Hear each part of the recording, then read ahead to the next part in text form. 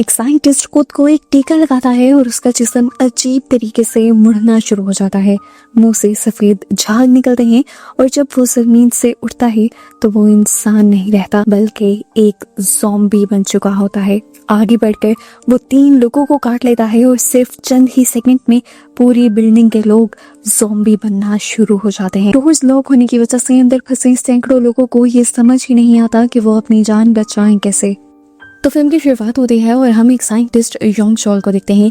वो पुलिस को कॉल करता है और उनसे एक अजीब सी बात कहता है कि अब इस दुनिया में सिर्फ वही इंसान जिंदा रहेंगे जो पहले से ज्यादा ताकतवर बन जाएंगे, जिनके अंदर आपस में ना कोई जेलसी होगी और ना ही कोई मुकाबला। अब सब लोग ज़ॉम्बी बन जाएंगे और इन ज़ॉम्बीज का एंटीडोट उसका अपना खून है। बिल्डिंग का सीन दिखाया जाता है और आज इस बिल्डिंग के अंदर एक साइंस कॉन्फ्रेंस भी चल रही है। एक साइंटिस्ट जो इस कॉन्फ्रेंस को लीड कर रहा था वो रूम के कॉर्नर में खड़े जैसे ही योंग चोल को नोटिस करता है तो बहुत ही ज्यादा घबरा जाता है। वो कॉन्फ्रेंस छोड़कर योंग चोल के पास जाता है और उसे समझाने की कोशिश करता है कि तुम जैसा करना चाह रहे हो वो सब ठीक नहीं है। कि पीछे से योंग चोल उसकी गर्दन में वही इंजेक्शन स्टैब कर देता है जो उसने अपने हाथ में किया था और इस तरह वो साइंटिस्ट तड़प तड़प कर नीचे गिर जाता है। उसके मुंह से व्हाइट कलर का बहुत सारा लिक्विड निकलता है और उसकी बॉडी मुड़ने लगती है और कुछ ही सेकंड गुजरते हैं कि वो एक ज़ॉम्बी बन जाता है। पास से गुजरने वाले कुछ लोग जब उसे तड़पता हुआ नोटिस करते हैं तो उसके पास आते हैं, लेकिन ये साइंटिस्ट उन्हीं के ऊपर हमला करके उनको भी काट लेता है और ऐसे उन सबको ज़ॉम्बी बना देता है। एक एक कर ये ज़ॉम्बी और लोगों को काटना शुरू हो जाते हैं और यहाँ पर तेजी से ज़ॉम्बीज की तादाद बढ़ने लग जाते हैं। अब सिक्योरिटी ऑफिसर जब ये सारा कुछ नोटिस करते हैं तो वो फौरन ही इस बिल्डिंग में लॉकडाउन लगाने का ऑर्डर दे देते हैं।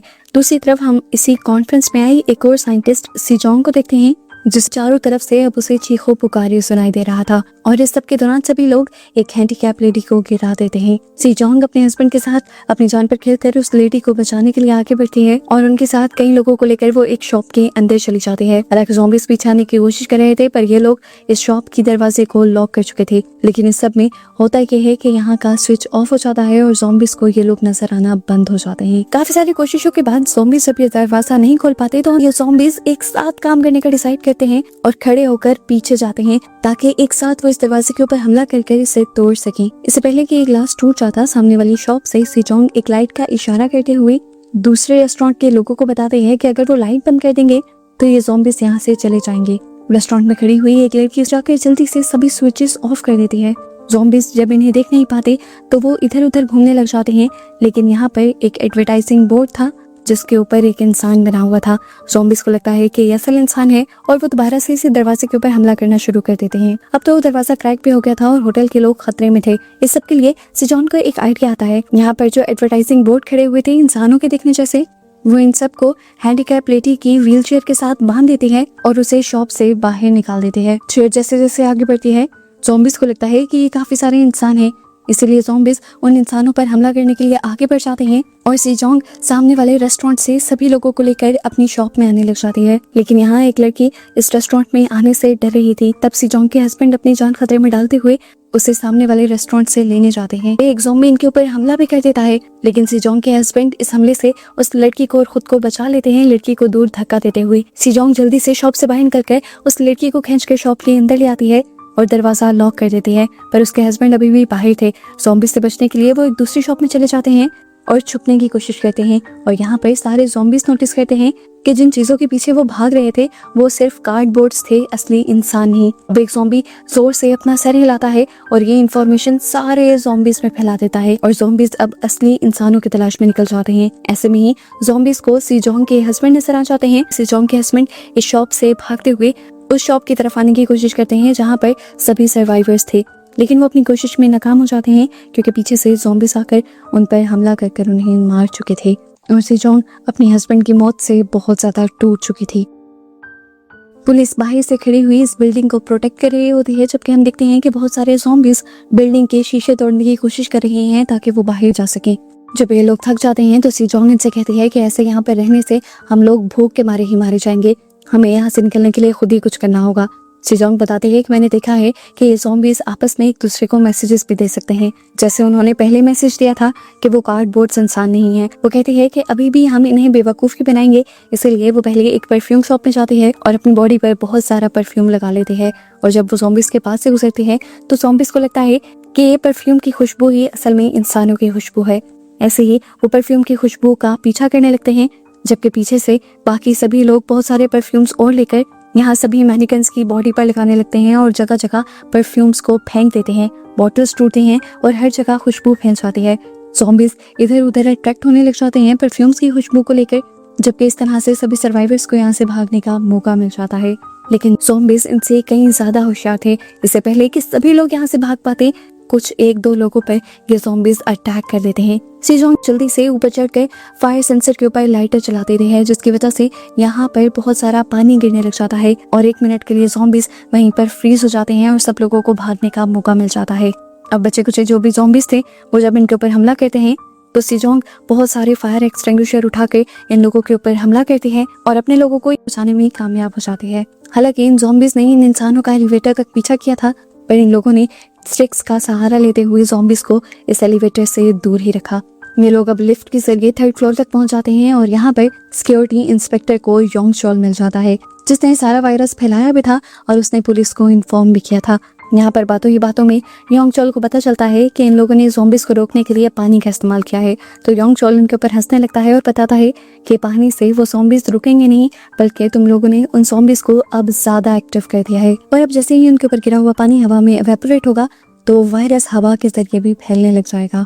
वो योंग चोल को पकड़ चुके थे और योंग चोल को वो ऊपर लेकर आ रहे थे, लेकिन योंग चोल इनकी सोचों से कहीं ज्यादा तेज था। वो एलिवेटर के ऊपर जाते हुए ही दरमियान में ही एलिवेटर को रोक देता है और यहाँ पर बहुत सारे ज़ॉम्बीज इन लोगों के ऊपर हमला करने की कोशिश करते हैं। काफी सारे लोग यहाँ पर ज़ॉम्बीज का शिकार बन जाते हैं, लेकिन बाकी अपने बचाव की कोशिश में लग जाते हैं। और यहाँ पर सी जोंग के साथ साथ बचे हुए सभी लोग नोटिस करते हैं कि जिस तरह ज़ॉम्बीज ने इन सब पर हमला किया था, उन्हें उसी तरह योंग चोल के ऊपर भी हमला करना चाहिए था, क्योंकि वो इंसान था।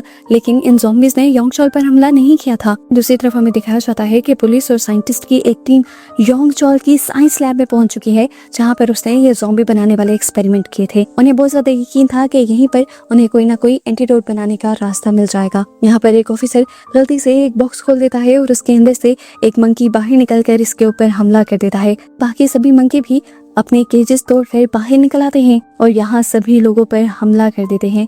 साइंटिस्ट को समझने में देर नहीं लगती कि ये सारे मंकी भी ज़ॉम्बी से हैं और इन्हीं के ऊपर योंग चोल ने एक्सपेरिमेंट किए थे। पीछे से एक ऑफिसर मंकी के ऊपर अटैक कर देता है। जैसे ही इस मंकी को गोली लगती है और ये मंकी मरता है तो सभी मंकीज ऐसे फ्रीज हो जाते हैं जैसे सबका रिमोट कंट्रोल यही मंकी था।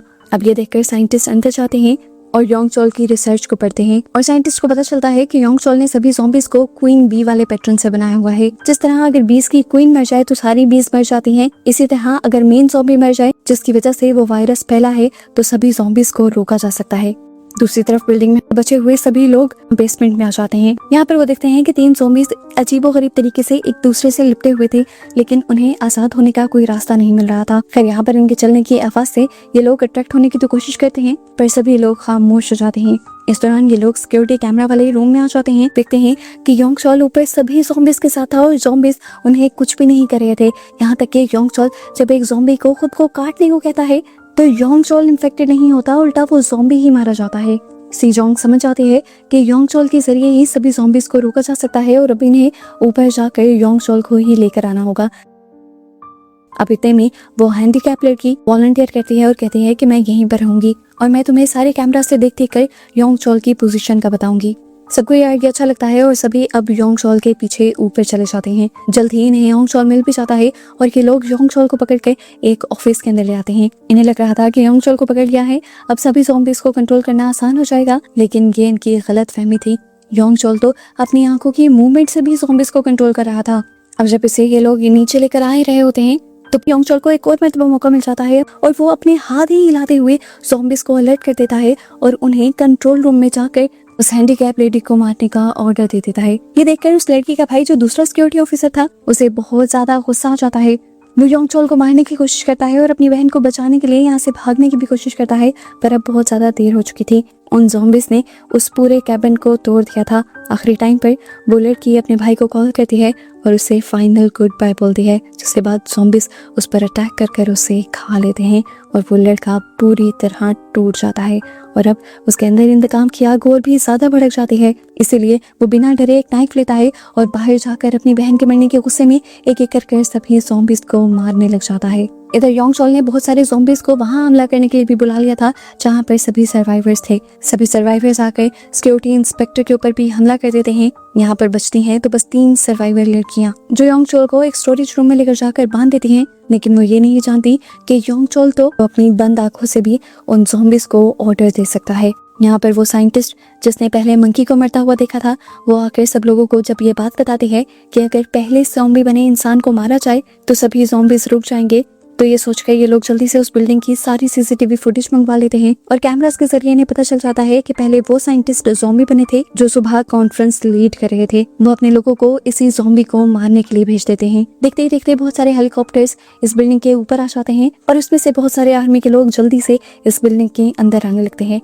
नीचे आते हुए वो अपनी गोलियों से सारे के सारे ज़ॉम्बीज को भूनते जा रहे थे। अब जहाँ पर इन लड़कियों ने योंग चोल को बांध कर भी रखा हुआ था, वो भी ये सोचकर खुश हो जाती हैं कि रेस्क्यू टीम आ गई है और उन्हें रेस्क्यू कर लिया जाएगा। इसीलिए वो जल्दी से जाकर दरवाजा खोल देते हैं, पर पता चलता है कि यहाँ पर सामने ज़ॉम्बी से आए थे और उन्हें बुलाने वाला भी योंग चोल ही था। ज़ॉम्बीज इन लोगों के ऊपर अटैक कर देते हैं। उन लड़कियों को मारने के बाद वो ज़ॉम्बीज अपने लीडर यानी योंग चोल को आजाद कर देते हैं। बाहर से सारे आर्मी वाले धड़ करके ज़ॉम्बीज को मारते ही जा रहे थे और जब इन्हें लगा कि सारे ज़ॉम्बीज खत्म हो गए हैं, तभी पहले से और भी ज्यादा बड़ा ज़ॉम्बीज का एक झुंड उनके ऊपर अटैक करने के लिए आ जाता है और अब की बार इनकी बंदूकों में गोलियां कम पड़ जाती हैं और ज़ॉम्बीज इनके ऊपर भी अटैक कर इन बहुत सारे फौजियों को भी ज़ॉम्बीज में बदल देती हैं। अब यहीं से गुजरते हुए सी जोंग भी जब ये सारा नजारा देखती है तो डर जाती है। उसने सोचा कि अगर वो योंग चोल को मार दे तो सभी के सभी ज़ॉम्बीज मर जाएंगे। वो अपनी जान पर खेलती है और एक रस्सी को एक काउंटर से बांधते हुए रस्सी का दूसरा किनारा योंग चोल के गले में डाल देती है और दूसरी तरफ से काउंटर को घसीटने लगती है। लेकिन अगले ही पल उसे ख्याल आ गया कि अगर उसने योंग चोल को मार दिया तो इस सारे वायरस की वैक्सीन कौन बनाएगा। अब अपने आप को छुड़वाने के बाद यहाँ पर सीजोंग और योंग चोल एक दूसरे के सामने आ जाते हैं। योंग चोल 1 मिनट के लिए सभी ज़ॉम्बीज को सीजोंग पर अटैक करने से रोकता है क्योंकि उसे कुछ बात करनी थी।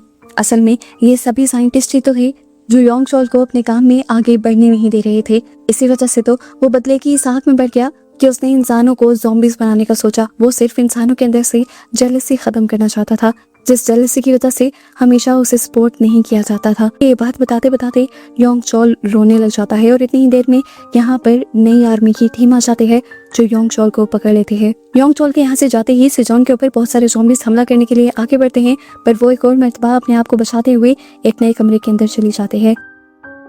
यहाँ पर उसे अपनी साथी साइंटिस्ट की कॉल आती है जो योंग चोल की साइंस लैब में गई थी। वो उसे सारी मंकी वाली स्टोरी बताती है कि इस तरह एक मंकी को मारने से बाकी सभी मंकी भी मर गए थे। ये सोचते हुए सीजोंग के माइंड में बहुत सारी बातें चलती हैं। उसे याद आता है कि उस साइंटिस्ट को तो पुलिस इंस्पेक्टर ने मार दिया था, लेकिन फिर भी ये ज़ॉम्बीज नहीं रुके थे। यानी इनका लीडर कोई और नहीं बल्कि योंग चोल था और योंग चोल को मारने से ही ये सभी रुकेंगे।